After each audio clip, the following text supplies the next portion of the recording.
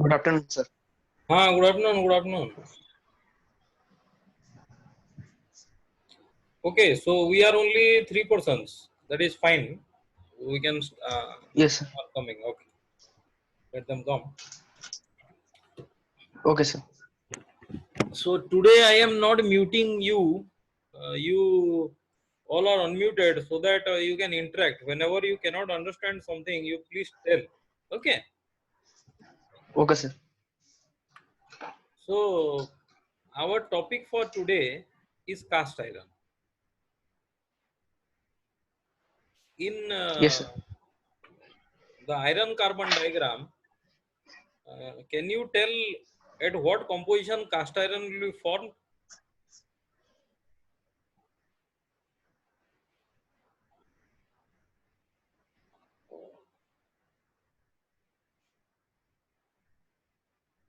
At what composition? You make a guess. You don't need to search for anything. It is basically a question posted to you so that I need to understand what you understand. How do we know that cast iron will form at some composition? Don't know, sir. Okay, so on the very opening page, I think you can see one pipeline. Yes, sir. So the pipeline, almost all the parts are made of cast iron in this particular figure, including the handle, the body of the valve, the flanges, the pipe, everything is made of cast iron. So why these things are made of cast iron? Why not steel? That could be a question, and it is an intelligent question somebody can ask. And whether steel is older or cast iron is older, that is also a question.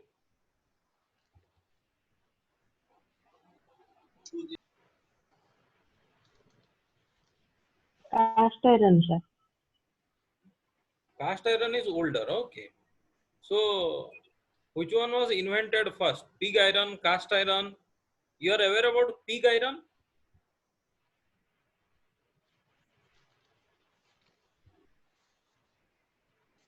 There is something called a pig iron. It will come gradually in the PPTs. Okay. So outline of the our presentation is, we'll see the history of cast iron, where are the uses, the basic composition of cast iron, types of matrix, types of precipitation phases, and the process of manufacture, classification of cast iron, designation, advantages, disadvantages, and how do you select a cast iron. Okay. So today's class will be limited to 1 hour due to some constraint. So let us see how far we go. These are some of the applications of cast iron. The very first one, what is that?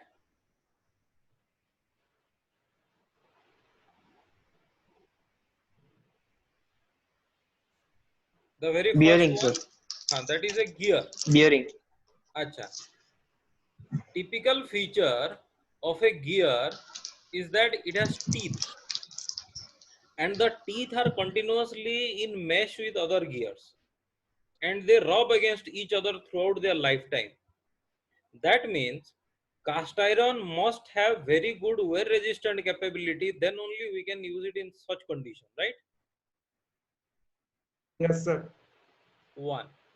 Second is, such type of gears, they are always subjected to some type of jerk. If there is another gear, this starts, this is inertia, so it will resist the motion. It stops, this is in rotational mode inertia, it will try to oppose it. So all the time the teeth are continuously subject to tension and compression, so they should have a very good fatigue life. Okay.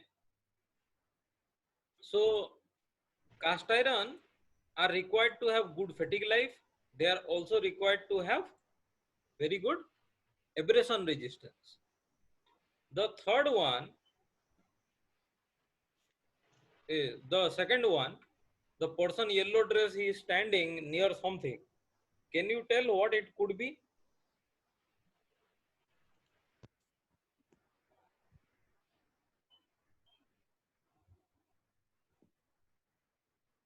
Sir, it looks like to be a cannon. It looks like Cannon जैसा दिख रहा है sir. no, cannon will have, cannon तो नीचे है. This is cannon. उसमें सामने की होल है सर, उसमें Oh, भी एक I सामने am और होल है, talking नीचे about स्टैंड है. this one. ये सर वही बोल रहा हूँ, देखिए सामने भी एक होल है, नीचे स्टैंड जैसे कुछ है, एक स्ट्रिप देने के लिए उसको. Okay, so perhaps you are confusing because it has got a cannon like thing here, right? But that is not a cannon. This is a steam turbine. So whatever the casing is here, this one, this will be made in two parts. This is the upper part. So this casing will go and fit on another part, and inside this there will be a turbine. Turbine will rotate inside this. These are inlet lines and balancing lines and outlet lines. Fine. So this has a gradually increasing cross section. That means steam enters from here, expands and leaves from here. It works that way. Okay. That means if this is a component which is to be used with a turbine, turbines are usually very high temperature components, right? And if it is Yes made sir. of metal, the metal should be such that over a very long period of time, even though high temperature is given to it, nothing should happen to it. It should continue to run. So it has high temperature stability. It must be made of stable phases. That is the requirement. The third one here, this is again a pipeline with some valve, but here the valve has some complicated construction. Similarly, the garden bench that you see here, on the back side of it, floral design or petal designs are there. So these leaf designs, they are intricate. They cannot be made with any type of material. Some of the material when they are cast, they cannot produce sir very fine. Intricate क्या होता है? Sorry?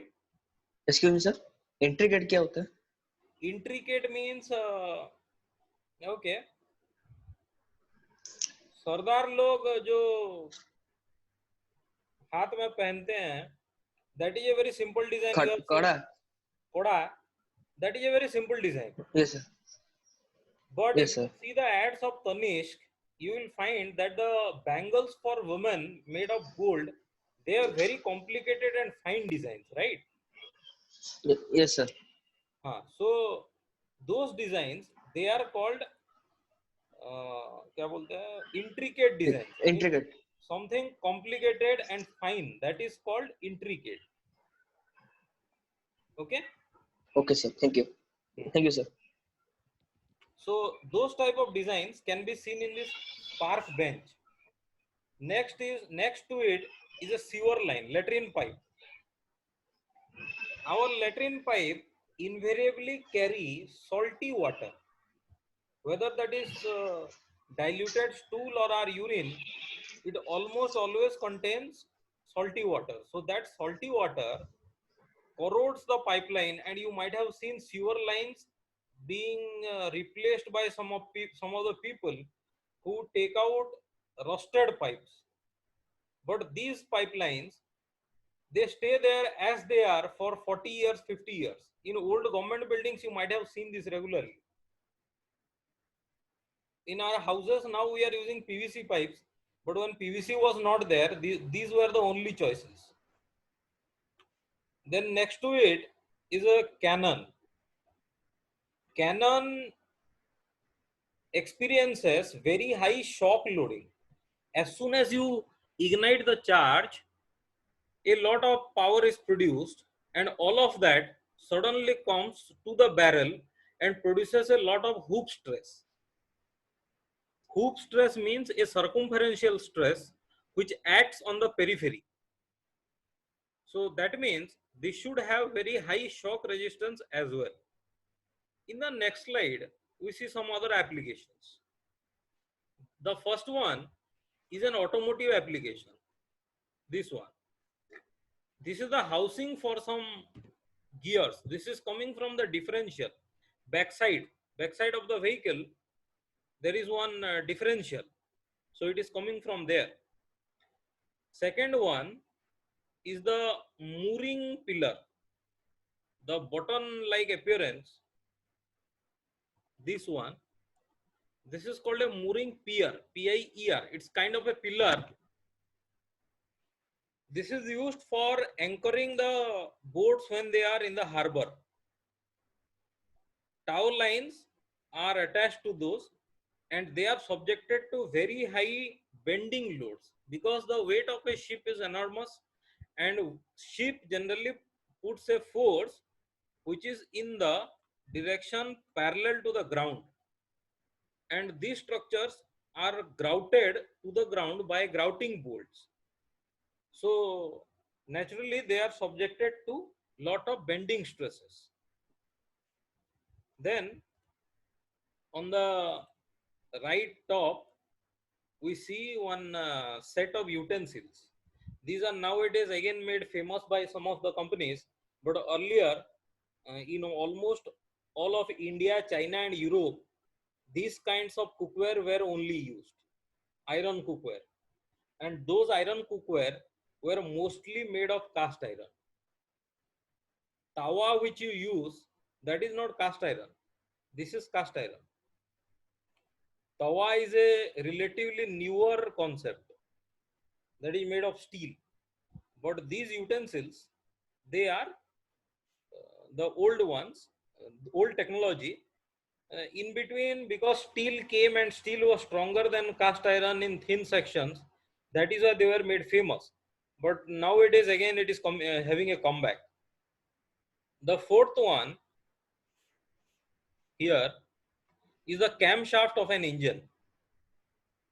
Camshaft uh, is used in single cylinder, double cylinder, or as many cylinders, but it should be made of 4 strokes. The engine should run on 4 strokes, then only camshaft is used. So here the camshaft which connects multiple cylinders, that is made of cast iron. Then the next one, this is a casting die. Many a times when iron castings are made, or the Ganesh, Saraswati, these idols that you are getting in Ganesh market made of aluminum, or some door handles made of aluminum, they are generally prepared with some metallic molds, and the metallic molds are generally made of cast iron. So they look like this. The main requirement in a mold is that it should be very smooth, so that whatever material we are putting inside, that goes and take up the shape. If it is rough, the force required to bring out the component will be very high. So that is why good surface finish is essential. We will see which type of cast iron is good for having good surface finish. The last one is a V8 engine. This is the engine block. This engine block is made of cast iron because in engine, thousands of time every second the piston is moving, thousands of time every minute the piston is moving forward and backward. 2000 rpm means revolution per minute. So that many times it is going forward and backward. That means you are aware about fatigue life. When the stresses become uh, alternating, like positive stress, then negative stress, positive stress, negative stress, then it undergoes a fatigue loading and it fails. In order to prevent it, we should make it from a material which is having a very good fatigue life. So cast iron has very good fatigue life, and that is why it is made from cast iron. It can as well be made from steel and aluminum, but cast iron is significantly lesser dense than steel, so weight will be less, and it has higher strength than aluminum. That is why it is preferred. Then one minute. Huh. this is a world map. Cast iron history says that it originated somewhere in China and India. Okay. Exact date is not sure. Chinese claim that they invented cast iron. Some of the historians they claim India invented the cast iron, and also some civilizations near the Iraq and Iran they also claim that they invented cast iron. Nevertheless, the oldest evidence, not claim, evidence of cast iron being used in some application comes from China, India, Japan, Middle East, and then it was carried to Europe. Okay, so significant numbers of historical evidences were also collected from Turkey. It was having that technology, but America, South America, Africa, Australia, or Russia, these places, there is no evidence of cast iron being used anywhere for any application. So this technology was not there. Now, why I am so stressing on this being called a technology is that making cast iron was not easy. In some of our old text, especially made of Sanskrit and some local languages, they mention that for making of cast iron, this iron ore was being smelted in a furnace, and in that the horn and the hoof, means something on the legs of the cow or goat, the hoof, khura, that was being thrown into the ladle. Why they used to throw that is, earlier you never had any chemical supplier present anywhere. You cannot order 1 kg of silica being given to me or 1 kg of sodium carbonate. So that was not possible. They were sourcing everything from nature, very much like Ayurveda and allopath. Allopathy, you have specific compositions, but in Ayurveda you will find falana tree, you take the bark and keep it dry for 10 days, then churn it. Similarly, for introducing the specific elements, the old texts they relied on some of the naturally occurring things like this cow horn, cow hoof, then bone of cow, which gave them calcium. So similarly, many things were added, and what exactly was added, we will see in the compositions. Okay, where is my cursor? Here. So these are some of the applications when steel was not very famous or not yet invented or not matured. That time they were using cast iron for even making of bridges. These two are the images of the same bridge, but the problem is that bridges should not be made of cast iron. They are not so much demanding. In a bridge, as you know and studied already, process, in a truss there is tensile element and there is compressive element. Cast iron is very good in compression, not in tension. So that is why some section where the tensile loads exceeded what cast iron can take, it fell off. And after that, there were no bridges made of cast iron anymore. Okay.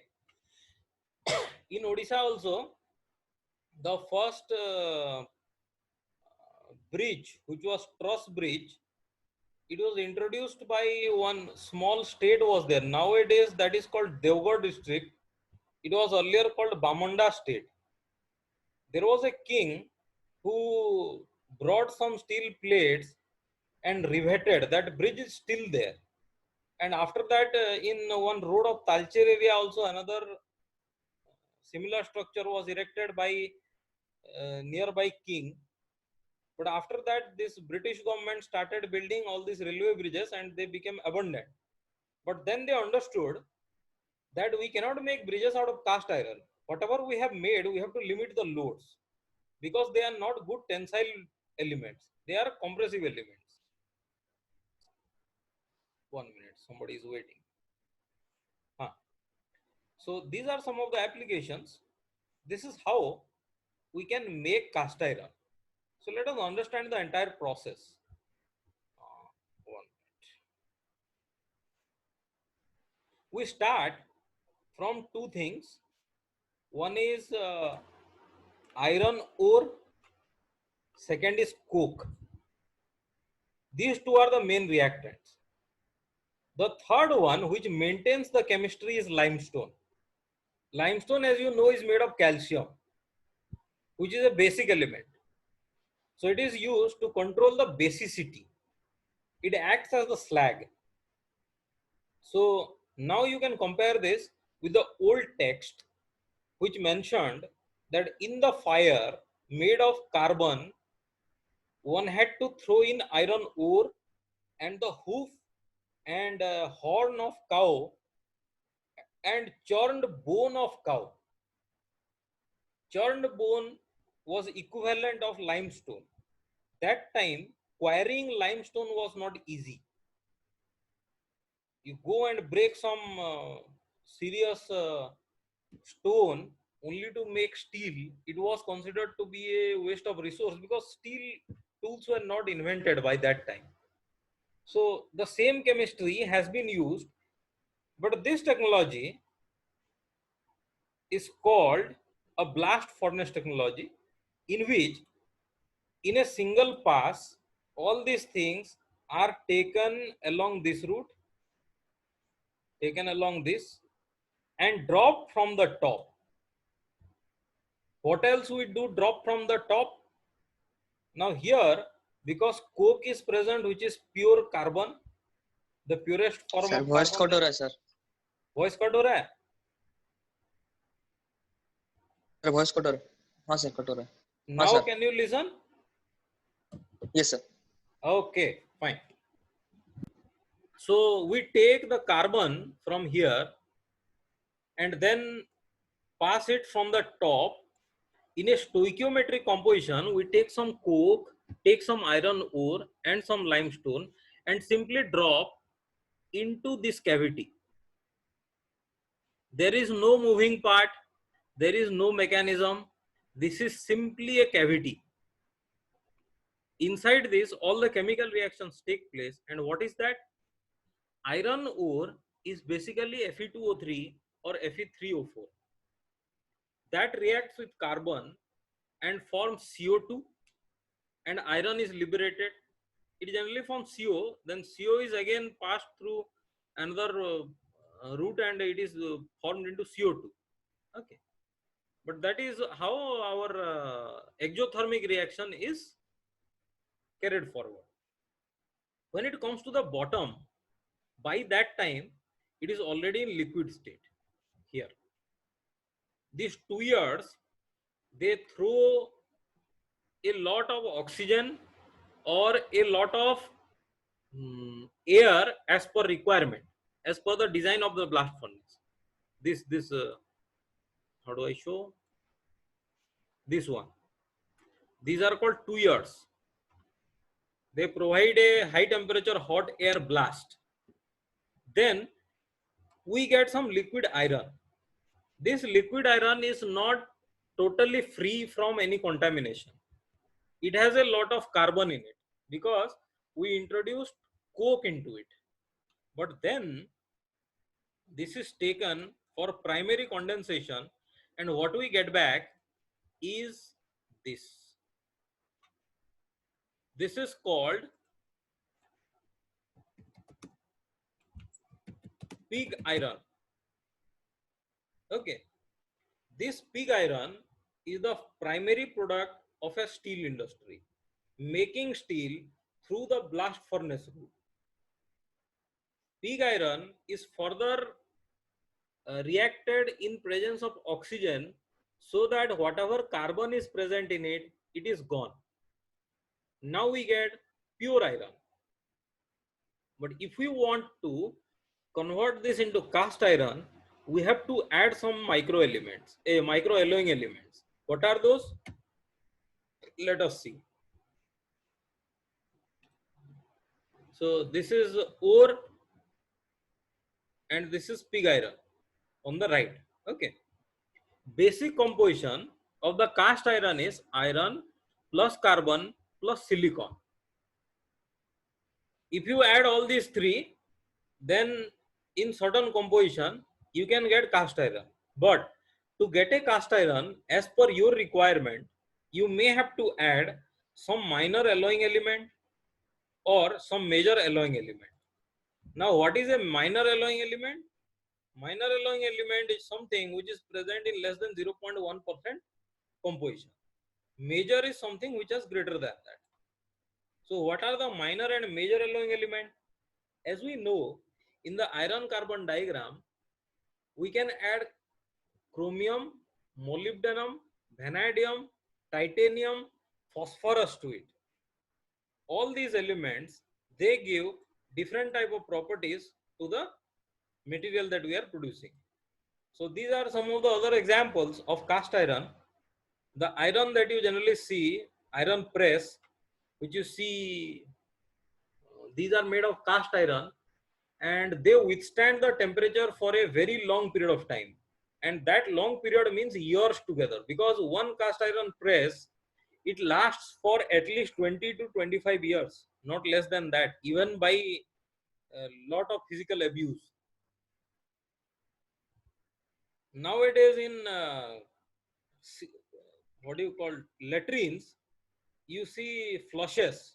Earlier times this type of flushes were used. The top one that you are seeing,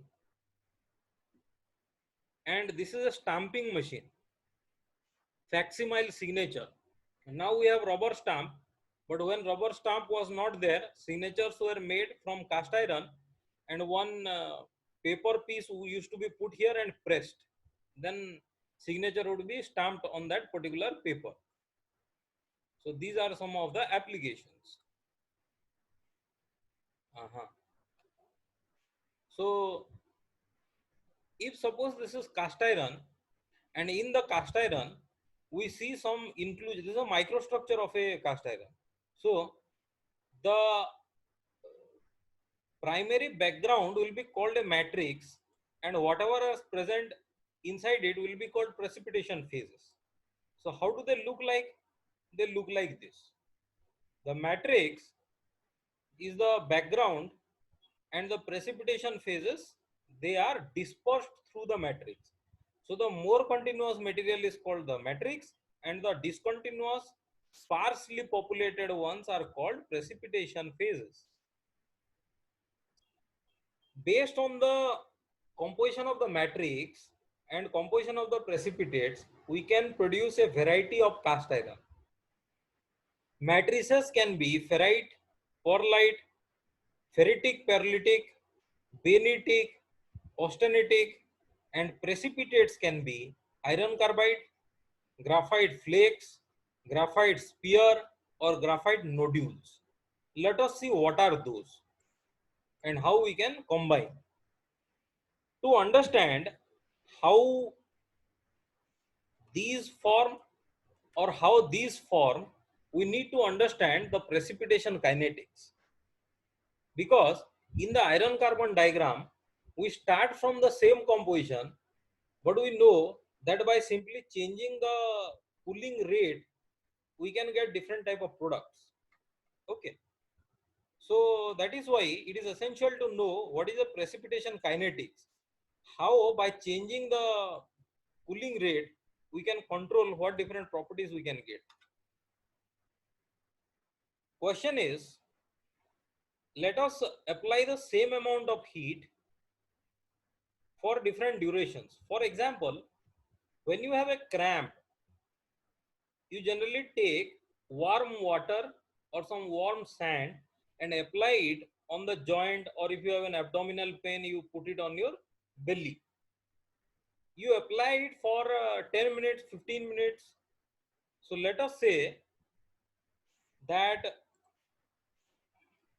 amount of heat is equal to m Cp dt.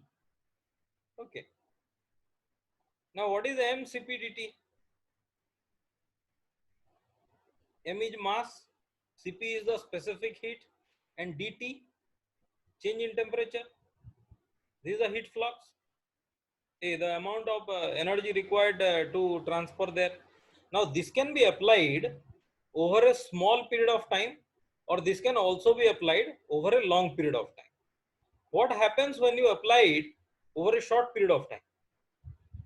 The amount of heat that you applied for 10 minutes with a warm compress, if we apply it within 1 second to the same belly, then it will burn the skin on the belly, right?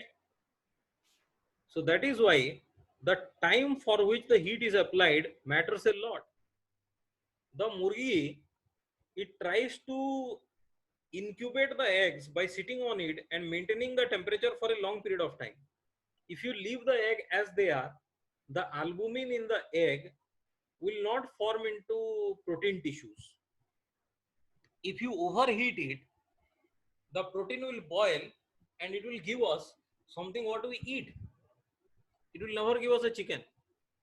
So for incubating, we slowly heat for 21 days, and the same amount of heat is also given by rapidly heating it in an active fire for a few minutes only. The results are like this. So that means the rate of heating is a major factor in deciding what phases are forming and how the formation of phases proceeds step by step. So this is how the solidification takes place. We take liquid metal and pour it in some dye or some cooling chamber. Here pig iron is being made. So similar type of structures in continuous, what do you call that, conveyor belt, they move one after another, and ladles bring and pour the liquid melt. This is the diagram for the free energy of different phases. You see that for austenite, this curve is the stability curve that gives free energy. When it is liquid, this is the curve, and this point represents Fe3C. That means Fe3C is stable only at one particular composition, that is 25 atomic percent or 6.4%, 6.4 atomic percent. So it is exactly on this line, because those single line cannot be shown. That is why they show it as a loop, nothing else. Okay. So these are the stabilities, and we had seen from the previous classes that by connecting whatever is the stable phase at one particular location, and if you connect one tangent line from the lowest energy of another phase, you get all the intermediate compositions. Okay. So on this side, we get FZA, and this side FZB, means that is the phases A and B. Using this, we do one rapid cooling and we also do a slow cooling.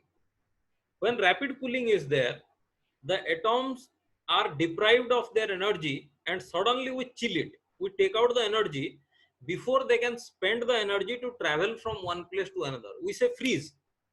So once they freeze, locally they will carry out the reaction. And the result of local reaction is the precipitation of Fe3C. But when you give them sufficient time, they form graphite. Okay. If we continue this, we find that Fe3C is only metastable. After some time, Fe3C will decompose into something. And also, the Fe that we are seeing here, that is also not stable. Because austenite, this one, is not stable at all temperatures and all compositions. It is only stable at this composition. At other compositions, it is not stable. In order to stabilize it, we may have to add some alloying element so that FCC does not find it favorable to go into BCC. It remains in FCC. But if you are not adding any alloying element, then the natural tendency of FCC is to go down the plot, and then at the bottom you find there is no gamma phase, it is only alpha phase. So it decomposes. when we have rapid cooling, we generally see short range migration, fine microstructure, global inequilibrium. This means local equilibrium. Okay. And in the case of slow cooling, when we give sufficient time, then atoms migrate over long range, and when they migrate, carbon nucleates and it forms into graphite instead of forming interstitial Fe3C. In Fe3C, it is taking up the position inside the iron crystal itself. But in the case of graphite formation, it is precipitating out. It is not remaining in the FCC structure or BCC structure. It is making an HCP structure. And when for long time you allow it to cool it, then the microstructure is also coarse. Grains will be bigger, and the equilibrium will be seen in a global scale, not at local scale. Okay. Then we see the types of cast iron. Okay, okay.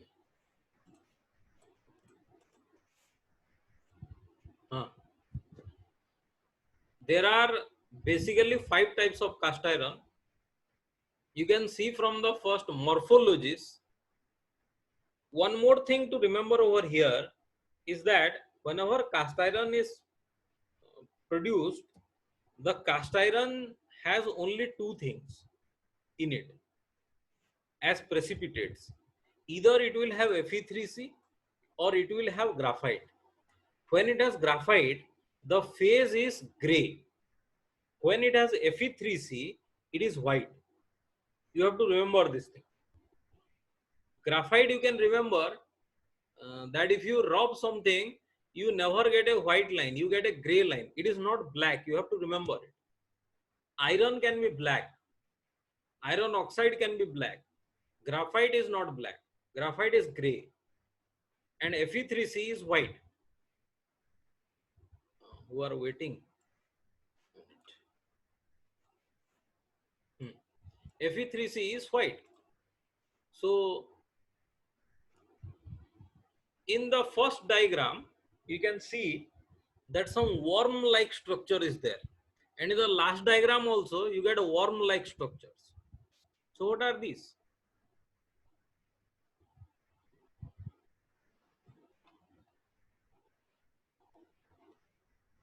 All your mics are on. Means I have not restricted it.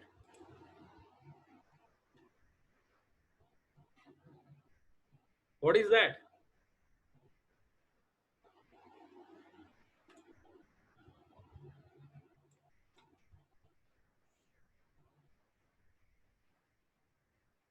There are 5 types of iron drawn over there. So I am simply asking, what is that 5 types of iron? Is it black?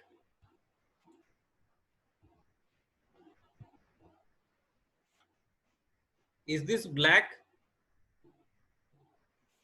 No, sir. No, it is gray.